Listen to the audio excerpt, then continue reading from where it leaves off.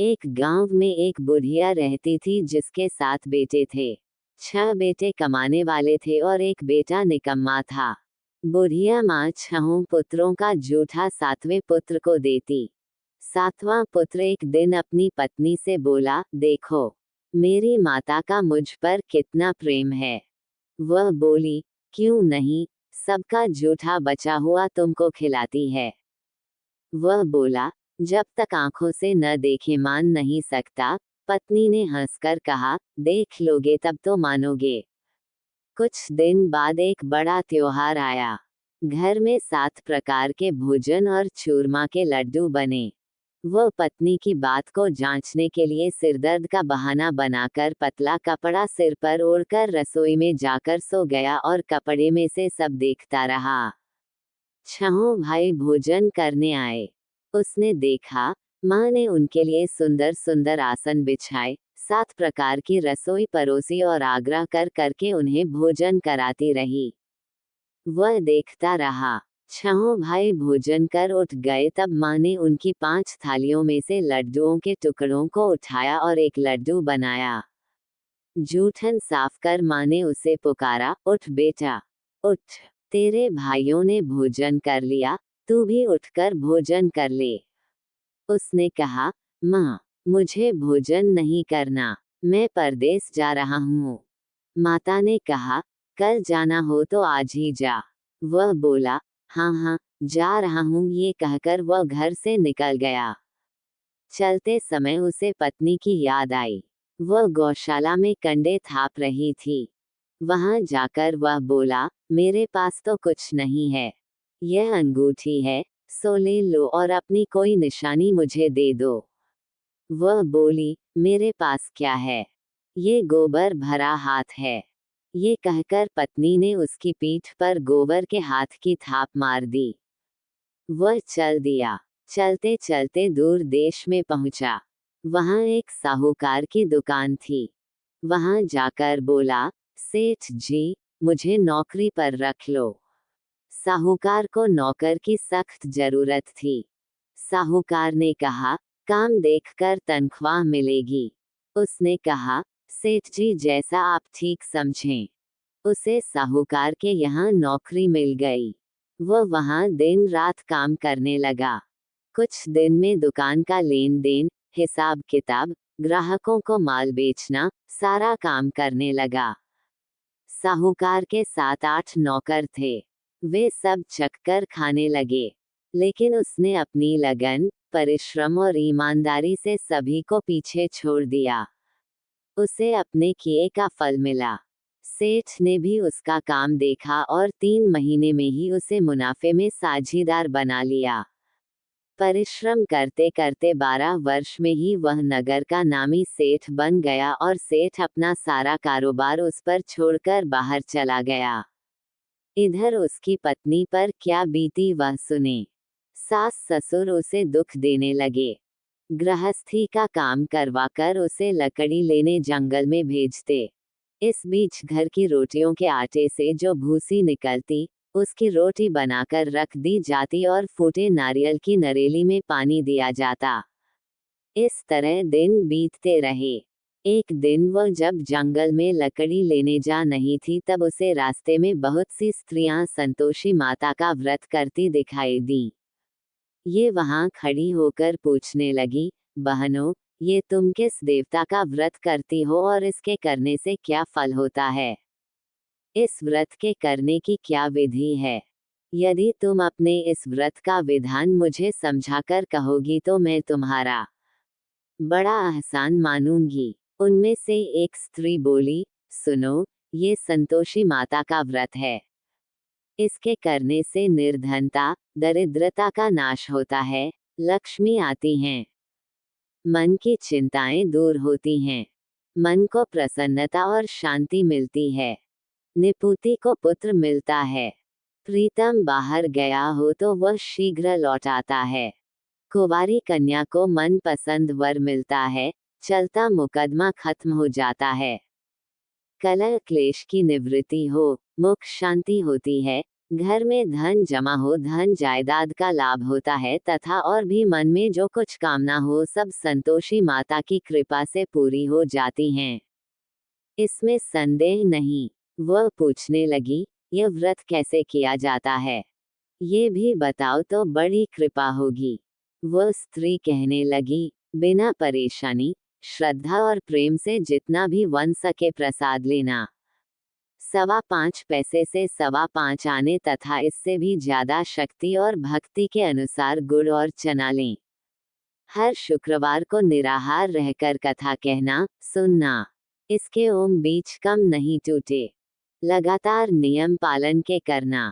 सुनने वाला कोई न मिले तो घी का दीपक जलाकर उसके आगे जल के पात्र को रख कथा कहना, परंतु नियम न टूटे। जब तक कार्य सिद्ध न हो, नियम पालन करना और कार्य सिद्ध हो जाने पर व्रत का उद्यापन करना। 3 मास में माता पूरा फल प्रदान करती है। यदि किसी के ग्रह खोटे हैं भी तो माता 1 वर्ष में अवश्य उनको अनुकूल करती हैं। कार्य सिद्ध होने पर ही उद्यापन करना चाहिए, बीच में नहीं। उद्यापन में 2.5 सेर आटे का खाजा तथा इसी अनुसार खीर तथा चने का साग बनाना। 8 बच्चों को भोजन कराना। जहाँ तक मिले देवर, जेठ, भाई बंधु, कुटुंब के लड़के लेना, न मिले तो रिश्तेदारों और पड़ोसियों के लड़के बुलाना। उन्हें भोजन करा, यथाशक्ति दक्षिणा दे, माता का नियम पूरा करना। ध्यान रखना उस दिन घर में कोई खटाई न खाए। ये सुन वो वहां से चल दी। रास्ते में लकड़ी के बोझ को बेच दिया और उन पैसों में गुड़ चना ले माता के व्रत की तैयारी कर आगे चली। रास्ते में संतोषी माता के मंदिर में जा माता के चरणों में लौटने लगी। विनती करने लगी, माँ, मैं दीन हूँ, निपट मूर्ख हूँ, व्रत के नियम कुछ जानती नहीं, मैं बहुत दुखी हूँ। हे माता, मेरा दुख दूर कर, मैं तेरी शरण में हूँ। माता को दया आई। एक शुक्रवार बीता कि दूसरे शुक्रवार को ही उसके पति का पत्र आया और तीसरे शुक्रवार को उसका भेजा हुआ पैसा आ पहुंचा। ये देखकर जेठानी मुंह सिकोड़ने लगी, इतने दिनों बाद इतना पैसा आया, इसमें क्या बड़ाई है? लड़के ताने देने लगे। काकी के पास अब पत्र आने लगे, रुपया आने लगा, अब तो काकी की खातिर बढ़ेगी, अब तो काकी बुलाने से भी नहीं बोलेगी। बेचारी सरलता से कहती, भैया पत्र आए, रुपया आए तो हम सबके लिए अच्छा है। ऐसा कहकर आंखों में आंसू भरकर संतोषी माता के मंदिर में जा मातेश्वरी के चरणों में गिरकर रोने लगी, माँ, मैंने तुमसे पैसा नहीं मांगा, मुझे पैसे से क्या काम, मुझे तो अपने सुहाग से काम है, मैं तो अपने स्वामी के दर्शन और सेवा मांगती। तब माता ने प्रसन्न होकर कहा, जा बेटी, तेरा स्वामी जल्दी ही आएगा। ये सुन खुशी से बावली हो वह घर आकर काम करने लगी। संतोषी माँ विचार करने लगी, इस भोली पुत्री से मैंने कह तो दिया कि तेरा पति शीघ्र आएगा, पर आएगा कहाँ से? वह तो इसे स्वप्न में भी याद नहीं करता, उसे इसकी याद दिलाने तो मुझे ही जाना पड़ेगा। संतोषी माता ने उस बुढ़िया के बेटे को स्वप्न में समझाया, पुत्र, तेरी घरवाली कष्ट उठा पाँच रही है। ये बोला, हाँ माता, ये तो मुझे भी मालूम है, परंतु क्या करूं, वहां कैसे जाओ? परदेश की बात है, लेन देन का सारा हिसाब किताब है, कोई जाने का रास्ता नजर नहीं आता। आप ही कोई राह दिखाएं कि वहां कैसे जाऊं? मां कहने लगी, सवेरे नहा धोकर संतोषी माता का नाम ले, घी का दीपक जला दंडवत कर और दुकान पर जा बैठना। देखते देखते तेरा लेन देन चुक जाएगा, जमा माल बिक जाएगा, सांझ होते होते धन का ढेर लग जाएगा। वह अगले दिन सुबह बहुत जल्दी उठा। उसने अपने मित्र बंधुओं परिचितों से स्वप्न में माता द्वारा कही गई बात कह सुनाई। वे सब उसकी बात सुनकर उसकी खिल्ली उड़ाने लगे। वे कहने लगे कि कहीं कभी सपने की बात भी सच्ची होती है। एक बूढ़ा व्यक्ति बहुत समझदार था। वह बोला, देखो भाई, मेरी बात मानो, इस तरह सांच या झूठ कहने के बदले देवता ने जैसा कहा है वैसा ही करना। तेरा क्या जाता है। बूढ़े की बात मानकर नहा धोकर उसने संतोषी माता को प्रणाम किया। फिर भी का दीपक जलाकर दुकान पर जा बैठा। शाम तक धन का ढेर लग गया। वह हैरान हुआ, मन में संतोषी माता का नाम ले प्रसन्न हो घर जाने के वास्ते गहना कपड़ा व सामान खरीदने लगा। सब काम से निपट अपने घर को रवाना हुआ। उधर उसको पत्नी जंगल में लकड़ी लेने गई। लौटते वक्त थक जाने के कारण संतोषी माता के मंदिर पर विश्राम करने बैठ गई। ये तो उसका रोज रुकने का स्थान था। धूल उड़ती देख उसने माता पूछा, हे माता, ये धूल कैसी उड़ रही है। माँ ने कहा, हे पुत्री, तेरा पति आ रहा है। अब तू ऐसा कर, लकड़ियों के 3 बोझ बना, एक नदी के किनारे रख, दूसरा मेरे मंदिर पर और तीसरा अपने सिर पर रख। तेरे पति को लकड़ी का गड्ढा देखकर मोह पैदा होगा। ये वहां रुकेगा, नाश्ता पानी बना खाकर माँ से मिलने जाएगा। तू लकड़ी का बोझ उठाकर जाना और बीच चौक में गड्ढा डालकर 3 आवाजें जोर से लगाना, लो सासू जी, लकड़ियों का गट्ठा लो, भूसी को रोटी दो, नारियल के खोपरे में पानी दो। आज कौन मेहमान आया है। संतोषी माँ की बात सुनकर वह बहुत अच्छा माँ कहकर प्रसन्न मन से लकड़ियों के 3 बोझ बना लाई। एक नदी के तट पर, दूसरा माता के मंदिर पर रखा। इतने में ही मुसाफिर वहां आ पहुंचा। सूखी लकड़ी देख उसको इच्छा हुई कि अब यहीं विश्राम कर ले और भोजन बनाकर खा पीकर गांव चले। इस प्रकार भोजन कर विश्राम कर वह अपने गांव में आ गया। उसी समय बहू सिर पर लकड़ी का गड्ढा लिए आई। उसने गड्ढा को आंगन में डाल जोर से 3 आवाजें दी, लो सासू जी, लकड़ी का गड्ढा लो, भूसी की रोटी दो, नारियल के खोपर में पानी दो। आज कौन मेहमान आया है।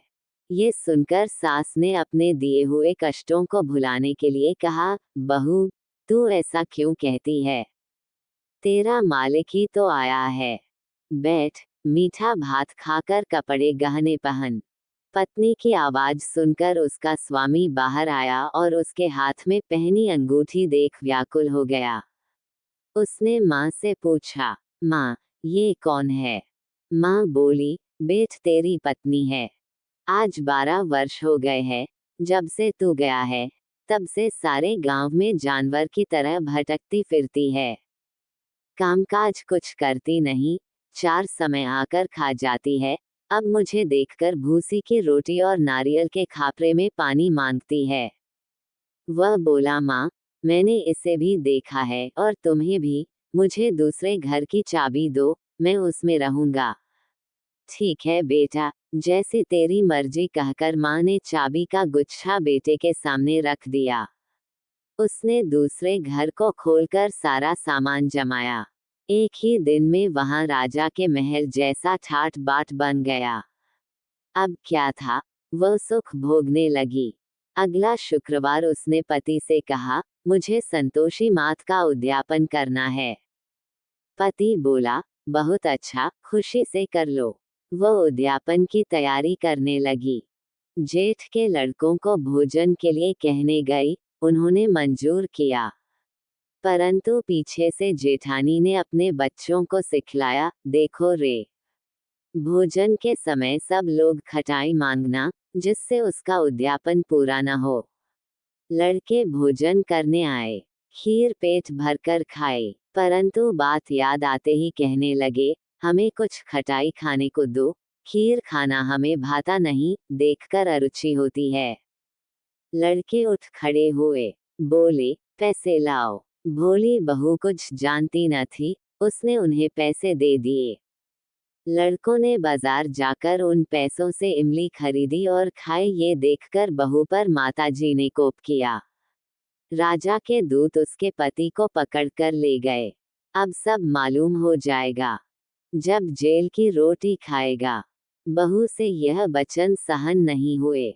वह संतोषी माता के मंदिर में गई और कहने लगी, माता, तुमने ये क्या किया? हंसाकर क्यों रुलाने लगी? माता बोली, पुत्री, तूने मेरा व्रत भंग किया है। इतनी जल्दी सब बातें भुला दी।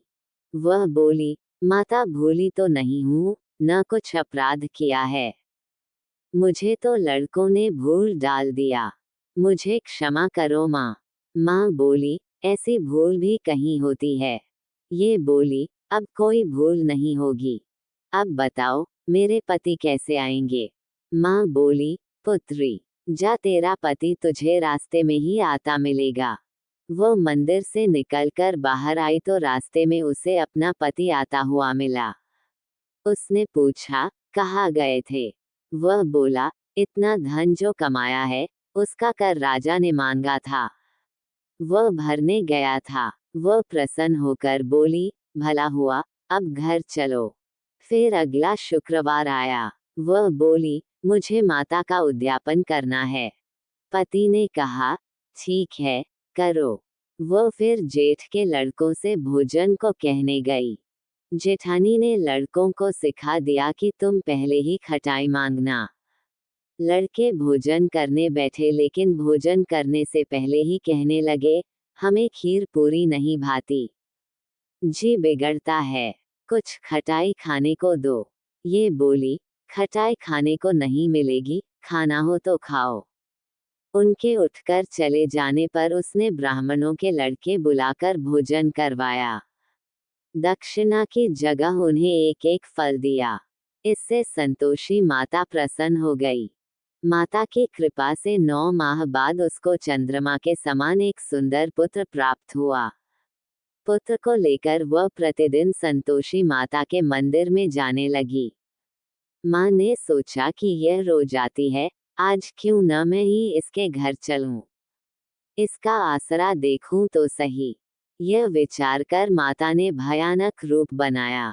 गुड़ और चने से सना मुख, ऊपर से मुंड के समान होंठ, उस पर मक्खियां भिन भिन आ रही थीं।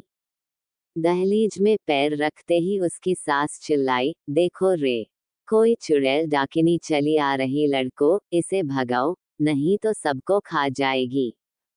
बहू रोशनदान से देख रही थी। वही प्रसन्न हो उठी, आज मेरी माता मेरे घर आई हैं। ये कहकर दूध पीते बच्चे को गोद उतार दिया। इस पर उसको सास क्रोध में भरकर बोली, अरे रांड, इसे देखकर कैसी उतावली हुई है, जो बच्चे को पटक दिया। इतने में माँ के प्रताप से जहाँ देखो वहाँ लड़के ही लड़के नजर आने लगे। ये बोली, माँ जी, मैं जिनका व्रत करती हूँ, ये वही संतोषी माता हैं। इतना कह उसने झट से घर के सारे किवाड़ खोल दिए। सबने माता के चरण पकड़ लिए और विनती कर कहने लगे, हे माता, हम मूर्ख हैं, अज्ञानी हैं। तुम्हारे व्रत की विधि हम नहीं जानते, तुम्हारा व्रत भंग कर हमने बड़ा अपराध किया है। हे माता, आप हमारे अपराधों को क्षमा करो। इस प्रकार बार बार कहने पर संतोषी मात प्रसन्न हुई। इसके बाद उसकी सास कहने लगी, हे संतोषी माता, आपने बहू को जैसा फल दिया वैसा सबको देना। जो ये कथा सुने या पढ़े उसका मनोरथ पूर्ण हो।